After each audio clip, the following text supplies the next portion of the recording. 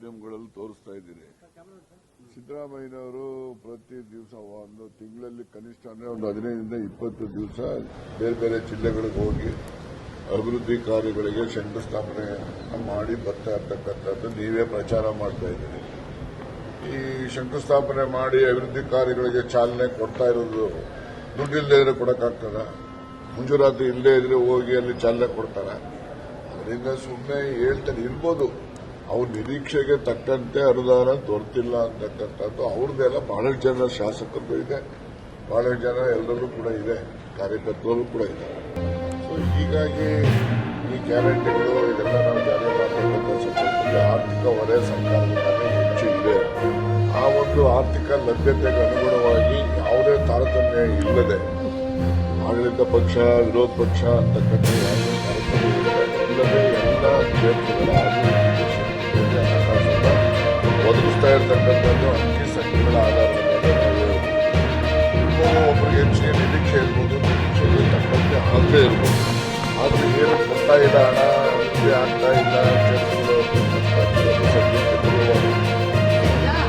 DK Shivakumar ಮತ್ತೆ DK Suresh ಅವರ ಆಶೀರ್ವಾದ ಪಡೆದ್ರೆ ಅನುದಾನವನ್ನು ಬಾಲಕೃಷ್ಣ ಅವರ ಹೇಳಿಕೆ. ಪಕ್ಷದಲ್ಲಿ ನಿಜಕ್ಕೂ ಆಶೀರ್ವಾದ ಪಡೆದ್ರೆ ಮಾತ್ರ ಶಾಸಕರುಗಳು ಇಬ್ಬರಿದ್ದಾರೆ. ಬಾಲಕೃಷ್ಣ ಅವರು ಮಾಗಡಿ ಬಾಲಕೃಷ್ಣ ಅವರಲ್ಲ, ಸಿಎನ್ ಬಾಲಕೃಷ್ಣ ಅಂದ್ರೆ ಯಾರು?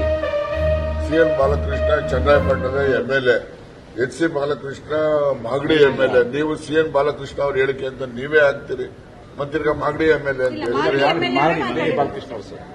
ಮಾಗಡಿ ಎಂಎಲ್ಎ ಬಾಲಕೃಷ್ಣ ಅವರು ಹಾಗೆ ಹೇಳಲಿಕ್ಕೆ ಸಾಧ್ಯನೇ ಇಲ್ಲ. ಗೊತ್ತಾಯ್ತಾ? ಅದನ್ನ ನೀವು ತಪ್ಪಾಗಿ ನೀವು ಮಾಧ್ಯಮದಲ್ಲಿ ವರದಿ ಮಾಡಿದ್ದೀರಿ. ಅದು ಸಿಎನ್ ಬಾಲಕೃಷ್ಣ ಅವರು. ಸಚಿವರು ಇನ್ನೊಂದು ಮಾತು ಹೇಳಿದ್ರೆ ಶಾಸಕರು, ಒಂದಷ್ಟು ಸಚಿವರು ನಮ್ಮ ನೋಡೋದೇ ಇಲ್ಲ, ನಾವು ನಮಸ್ಕಾರ ಮಾಡಿದ್ರು ಮಾಡಲ್ಲ, ಸಿಗಲ್ಲ. ಒಂದಷ್ಟು ಸಚಿವರು ಅಂತಂದ್ರೆ ಯಾವ ಸಚಿವರು ನಿರ್ದಿಷ್ಟವಾಗಿ ಅವ್ರ ಹೆಸರು ಹೇಳಿದ್ರೆ, ಈಗ ನನ್ನ ಮೇಲೆ ಹೇಳಿದ್ರೆ, ನನ್ನ ಹೆಸರು ಹೇಳಿದ್ರೆ ನಾನು ತಿದ್ಕೋಬಹುದು. ಅಲ್ಲಲ್ಲ, ನಾನು ತಿದ್ಕೋಬಹುದು. ಯಾರೇ ಆಗ್ಲಿ, ಮನುಷ್ಯ ಅಂದ ಮೇಲೆ ಮನುಷ್ಯನಲ್ಲಿ ಕೆಲವು ಲೋಪಗಳು ಇದ್ದೇ ಇರ್ತವೆ. ಲೋಪ ಇಲ್ಲದೆ ಇರೋ ವ್ಯಕ್ತಿ ಯಾವನೂ ಇಲ್ಲ. ಆ ಲೋಪ ಇರ್ತಕ್ಕಂಥ ಸಂದರ್ಭದಲ್ಲಿ ಯಾರಿಗಾದ್ರೂ ಕೂಡ ಯಾರೇ ನಡವಳಿಕೆಯಿಂದ ಬೇಸರ, ಅಸಮಾಧಾನ, ಆ ರೀತಿಯ ಒಂದು ಅಭಿಪ್ರಾಯ